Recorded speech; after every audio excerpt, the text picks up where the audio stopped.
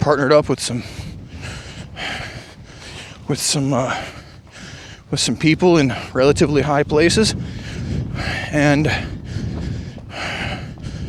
yeah, doing art and these things, smiling. That was years after that moment. But anyway, I brought all that up just because these moments. Anger management led to, and a million other things too, but anger management was one thing that led to my availability to hold that space in that moment for that person.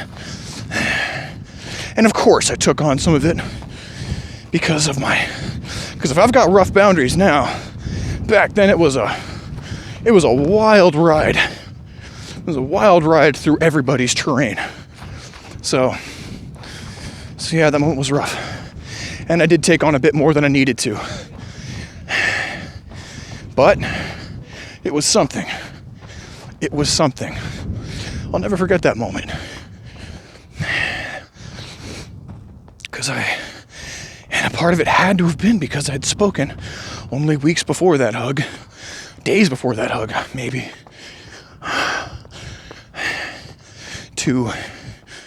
I'd spoken about that experience that I had so long ago.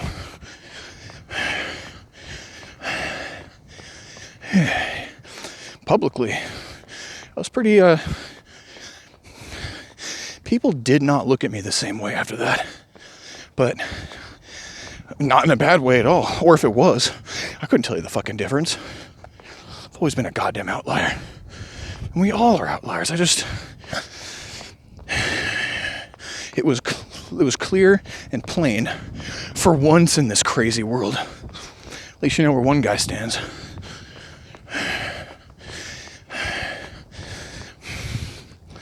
People can develop. People can change. I still have tremendous anger. I think most of us do. Gotta let it go. Tremendous grief.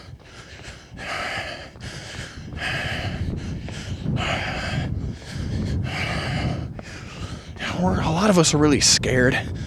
I've got that too. I've got fear. I've got anxiety. I've got all these things. But things can change. We're living lives on a planet, man. It's anybody's guess where we might end up on the ride on out, on the way back home, when the bell rings. Just like it was that day. Nothing was fixed or solved. It was a completely new and foreign experience for me at the time. I've thought about it many times since then. Because you always wish for the bow on the present. You always wish for the pretty little package. All wrapped up nicely, no loose ends. That was a loose end. Of course, I was acutely, that's the word. I was acutely aware every second during that, I'm going to say it, 10 or 15 minute exchange. I held her until the fucking cows came home. Like my legs were going numb. I stood so long. I swear to God, it was like forever.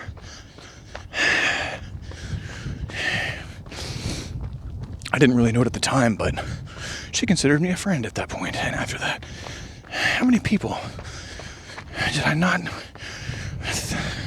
register were not blowing me off? I had a lot more esteem than I thought that I had. It doesn't matter. We're looking back. I was searching myself for memory and I found one. And it led to a lot of things, didn't it? That's why we do this. We set up this space, and then what comes. There's no wrong answers, man. There's no wrong answers. And then boom, something terrible happens. Boom. 10 years later, other stuff happens. And then boom, 6-7 years after that, high schools were winding up.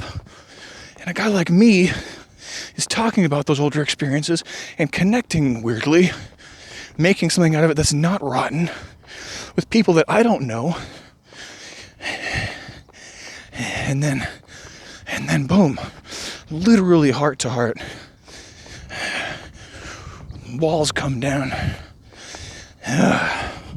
To have a moment like that, it shook my world down. These shakedowns are possible. And now, years later, I'm talking about it on something that I thought I might do when I was a kid, but never thought about thinking to actually do it because I was too scared. I let myself talk myself out of a lot of cool stuff. I could have had a lot more speeches. I had a few more, didn't I? I did have a graduating speech that year that was rock solid. People still come up to me and they're like, I can't believe that nobody recorded that shit. And I had written it down, but of course, what do you do after a speech? You fucking throw that shit away. It's words on a paper. It has its time. Oh shit. That's funny. Oh yeah? You wanna... Oh god. Wanna run backwards for a sec? Whew. Look at that. The shadow.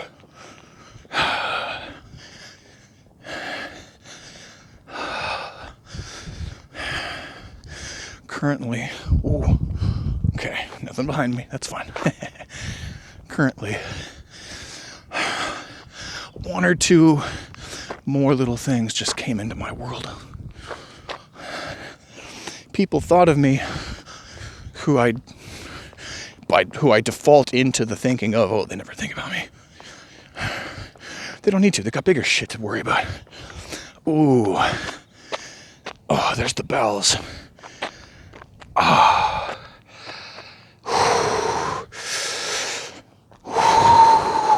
Breathing. I could turn back right now. I basically have a straight shot back if I want to go back. Oh. I'll tell you what. Ow. We'll compromise. I'll go out a little further. Could be a bad idea. Oh, yeah. Heat. A lot of heat down in there. Yeah. Oh my god.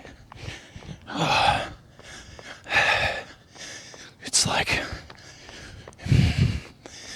Well, and that's just one or two more things upon one or two things that were around, and the one or two other things that were kind of playing themselves out as well. It just happens to be that there's these points. I think I've probably mentioned this before, but this period of time in my life, this period of a few months, since a little bit, like, I'm not great with time sequences. It's an extension of my boundaries issues, for sure. Trying to pinpoint exactly. See, I'm searching for like cute, neat little parentheticals that I can interject a matrix of data inside of and be all tidy about it, but that's not how life works. Let's just say, in the span of the middle to the end of this summer, going back before now, before the beginning of the podcast,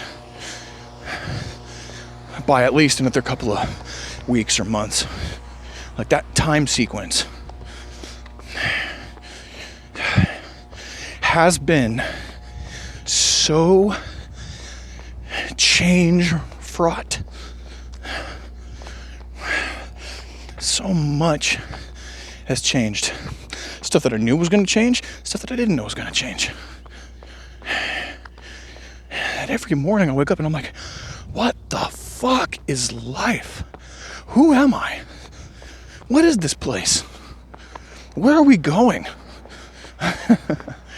Sometimes I'm really excited to ask that question. The podcast helps me sort it out a little bit and look at it. Kind of like Bill Watterson talked about when he was reviewing his own career as a cartoonist. He's the guy responsible for the Calvin and Hobbes comic. I loved Calvin and Hobbes growing up. There's a memory it's not too hard to search out. Freaking loved that book. I felt like Calvin, always acting out, introspective and all this, just not really adjusted that well, and and things just ending up funny a lot of the time. I identified with all that for sure. Bill Watterson said about his performance, though, cartooning during those years, that he wouldn't want Calvin in his house. He was a mild-mannered guy. Always had been. The writer, or cartoonist that is.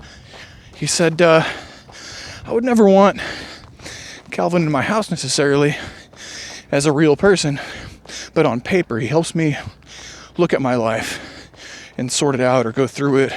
I forget exactly what he said, but I liked that. Didn't understand it at the time, reading it earlier on in childhood and later adolescence and such. But from now, okay, we're safe. Don't forget, it's like a 6-foot drop on our right. Hardcore. So what you want to do is stay alert. Like Wesker told you to do at the beginning of Resident Evil number 1. Of course, he had a much more terse and attractive voice than mine. Stay alert. It was something like that. Stay alert. Always liked that character.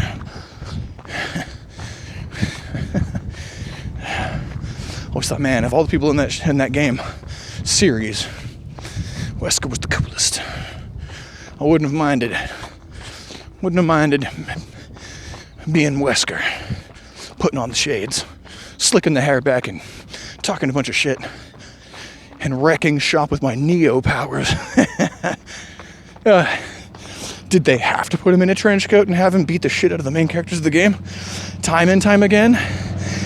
No.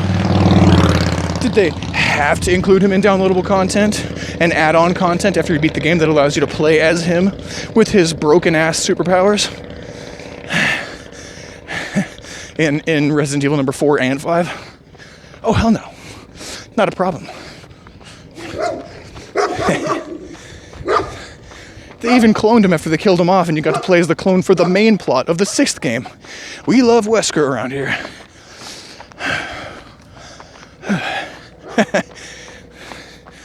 It's a podcast. Whatever comes up. Why are we doing this? Because it's just a way of going through stuff. Yeah. What am I hearing? I'm hearing a lot of metallic jangling behind me. I thought maybe a dog with a collar had broken loose or something and was hunting me down. Not this time, Jimmy Jack. Not this time, Pedro.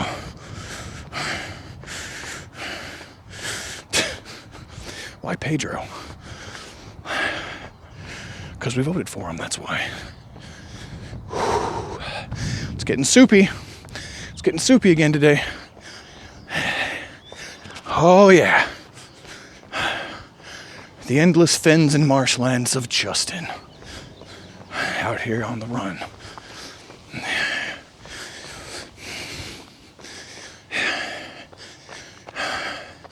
If I'm a labyrinth, the podcast is one more toolkit with which I can delve into the various avenues, alleys, side buildings, navigate around the locked doors, move the boxes around to solve the puzzle, articulate with and interact with the demons and the zombies inside to get the gold, to beat the game, to live the human life. This is one tool. The last time that I made that metaphor, last few times I made that metaphor, the human labyrinth experience and the delving in was over conversation with various people. And it wasn't talking about a podcast because I didn't have a podcast at that point. I made reference to meditation as a tool. It brings me down and in. These days, most of that meditation is Wim Hof meditation or Wim Hof breathing, where it's like, you can break in slow, like a rogue in the night, or you can do what Wim Hof does, and notice there's an elevator right in front of you. At the gate, you hit the button, you go down, and you're off, tra-la-la. And the troves are in there.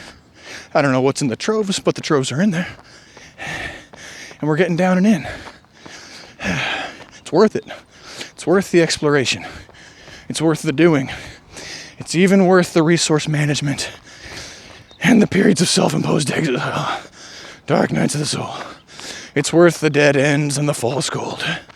The fool's gold. It's worth the characters like Wesker betraying you at the beginning of the first game. Or the end of the first game, or the end of the first act, or whatever.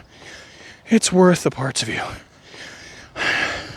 shulking off that aren't serving. And then they, how many more different, non-related pictures can I throw into this thing and create a Frankensteinian amalgamation, kaleidoscopic, wanderlust-addled mosaic of incompatible material that I try to sew into one picture and sell to you. My asking price is attention. Just pay attention. Not to me, but just pay attention. It's going to help you. If you pay attention, the bank receives it, and you get a return on your investment in the form of increased threshold of awareness later. Awareness is a form of attention. Attention is a form of awareness.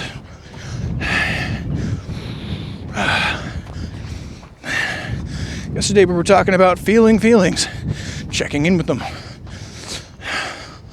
watching the way that you talk and the way that you form language and consciously go about your day-to-day and orient yourself with your tasks at hand and asking about that. And then acting and considering your actions. Considering how things are showing up for you. Considering how you're showing up for things. That's flow funnel stuff.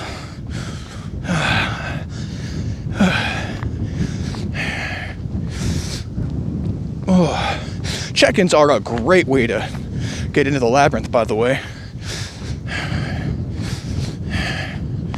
You might go down far, or you might not, but it's a really good, safe way to at least examine the doors,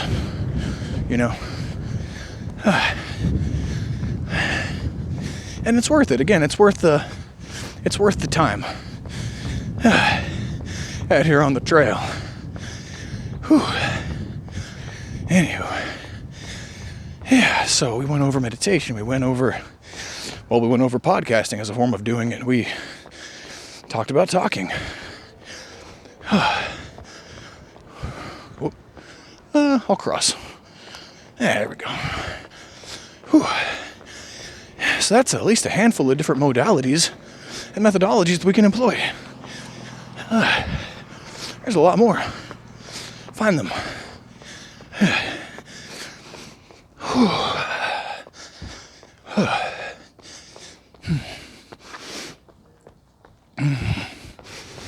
The other thing they don't tell you, they do though. They do. If you listen, you've heard it periodically through your life. Somebody at some point came up to you and told you this whole thing doesn't last. Change comes. There's moments of great change, great rapid change, and they're coming. You're going to see some of them before you die. Some of them are going to change the axes of your life and ask of you to meet them headway however you will. These are possibilities. Probabilities, inevitabilities. How many and how hard are the bell rings? Don't ask me. But it happens. What I was getting at was, in terms of the great metaphor of the great labyrinth, which I like toying with, and I pull it out every now and again. Talk about that toolkit.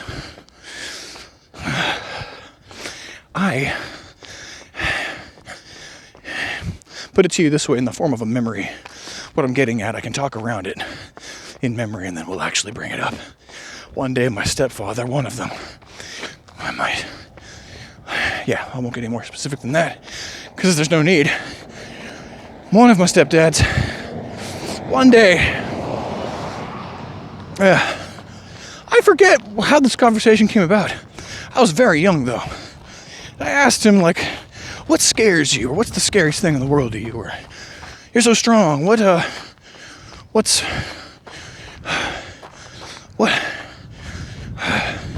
nothing can get to you, you know. I forget exactly how I brought it up, but I was like, what's on your mind about the world right now? He said, bro, any time you and I could be vaporized because nuclear war is a thing. And that was the first time I ever heard about this thing that I know a bit more of now. Thermonuclear war, hydrogen bombs, annihilation.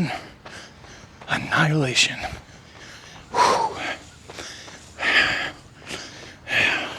Can you guess how I'm going to tie that into the labyrinth? Life is going to pull you down into the labyrinth sometimes. How well situated are you down there where the air is different, the light levels vary, and things go bump day, night, all right. You don't know if you just walked into a club or a massacre. Sometimes life is going to do that to you. Sometimes life is going to children of man you. And the next 3 or 4 continuous minutes of your life that you're hyper acutely aware in the war zone or in the what have you are going to affect the rest of your life. Life will beckon you and sometimes drill you right down into the labyrinth. You're going to come face to face with your ego, with all of your repressed versions of yourself, with all the BS. You might be alone when that happens. Ain't no one got your back necessarily. Chances are there'll be somebody. In fact, somebody might be looking to you because they've never been that far down the labyrinth before. They've never seen somebody mauled by a tiger up front, up close. They've never been in a 6.0 earthquake within a mile of the initial rumble, the big rumble, caught in the aftershock, buildings on top. But you have, where you've experienced a few things that were a little bit less, but you've got some kind of proficiency down in the labyrinth. You know what you're like down those 3 turns and to the left. Or at least you know enough where, if it falls to you, we talked about this too, when it falls to you to deal with the lion or the tiger, the bear, oh my. Well, better you than Sonny Jim, who can't even pick up a pitchfork. Because he's small and timid, never fought a day in his life, or maybe he's just a child. Or maybe Timmy's got no arms. Or maybe Timmy is 45 years old, has a big old beer gut, never stood up for himself in his entire life, smokes too much, screams at Starbucks people who can't themselves defend themselves, and is 3 seconds away from a heart attack. And you don't know that until the tiger pounces. Because Timmy had the gun. You thought everything was going to be okay because Timmy, 10 feet away, had the gun. He's going to put the tiger down before he mauls the villagers. Nope. Timmy clutched at his chest and had a heart attack instead, without even squeezing the trigger. The tiger didn't even go over to him. He's going to save his ass for last. And now it's you. All these analogies, man. It seems so dark. It seems so pessimistic. It does. It does. It seems so doomsday, Chicken Little calling. You're 100% right. For every time that I say it, well, I guarantee you with however many billions of human beings on the planet Earth, somebody right now, probably a handful, maybe hundreds, maybe thousands of people at this very second are experiencing the utter chaos of the deepest levels of the labyrinth, beyond which you can't really go and be a human at the same time. You go deep enough in the labyrinth, and you get pushed out the other side, processed of the mortal coil. And who knows what's around that bend. I'm not interested right now. Oh my God. Yeah, we can't. We're not gonna make the hill. I probably should have turned back the last time.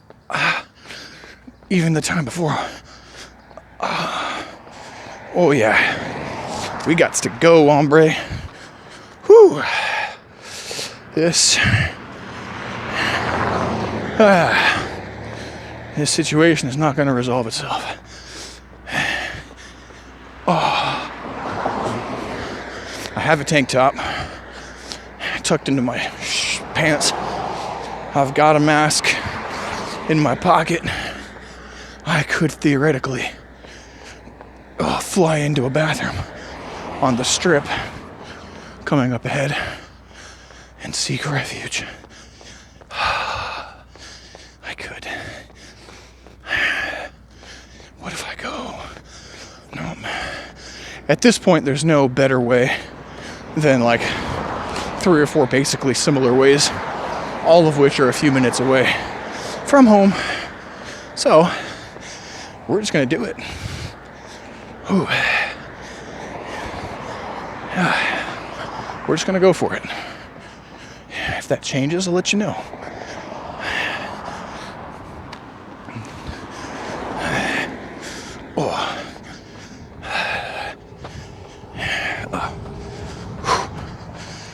Yeah, we're gonna hit the strip.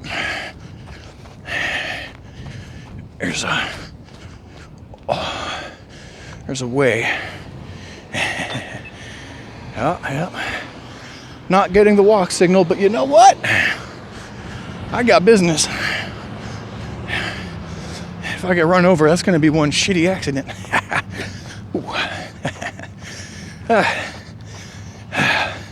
What do you want for nothing?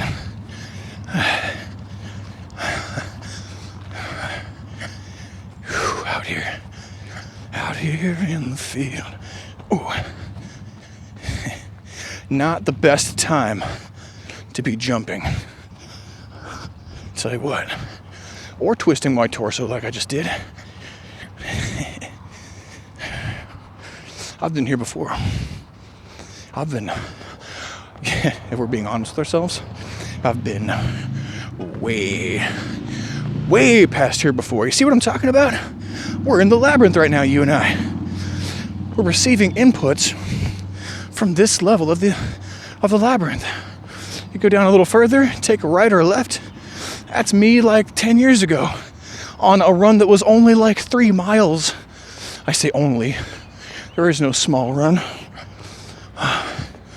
Not in my opinion. Oh. And I was way more inflated and in need of emergency restoration and satisfaction. I don't trust that road. I think I know that road, but I also know that I've been here before. And when you get to this place, there is a stupefaction about your senses. Hey. So that's where we are right now. But again, we've been here before. It's only a few miles. Maybe runs become runs. Runs become runs. Oh, we're gonna be all right. You and I. Out here on the trail. Crikey. Good eye, mate. Good luck out there. Sometimes there just ain't no shrimp on the barbie. That's right, I dropped the accent, but kept the nomenclature. That makes me dangerous, doesn't it? Welcome to Wild and Dangerous Cast, where I am your host, Carl Thornberry. Remember that show, The Thornberries? The Wild Thornberries? What was the main character's name? Eliza? And they had that wild... Oh my God. We've been here before. We're getting home. It's gonna be all right. I'm going back to my practices now.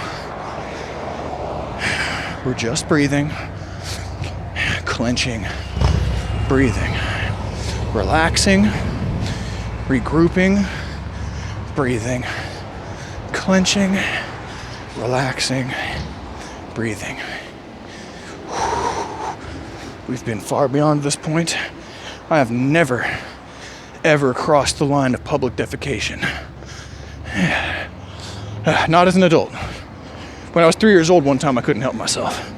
I wanted to have the experience. I remember being weirdly conscious of it. I was like, what's it like if I do this outside? Let me see. And it was gross. Be honest with you. It was gross. And solid, very solid. That is not today's case. Now, for a sudden change in scenery, we take a right. And this is the way. That's all anything ever is. It's just details. Lefts and rights on the road back home. I'm telling you, they may look like what I'm doing and what you're doing are different, but it's the same. It's just the tinsel on the packaging that's a little different. The prize inside was always ours. It's the great mystery of it all, the great joke of it all. It's been in our hearts the whole time. It's the cosmic got your nose joke. Hey, puppy. Oh my goodness, yes. Oh, we got some good pups on the road today.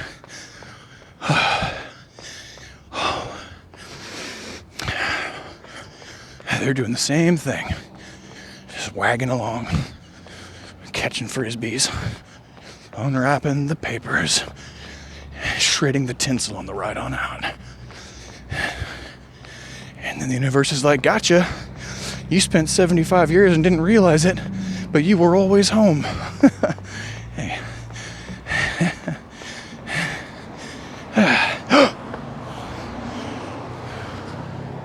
Yes. You know what that is, right? That's a sign. Or I'm a goddamn lunatic, or both.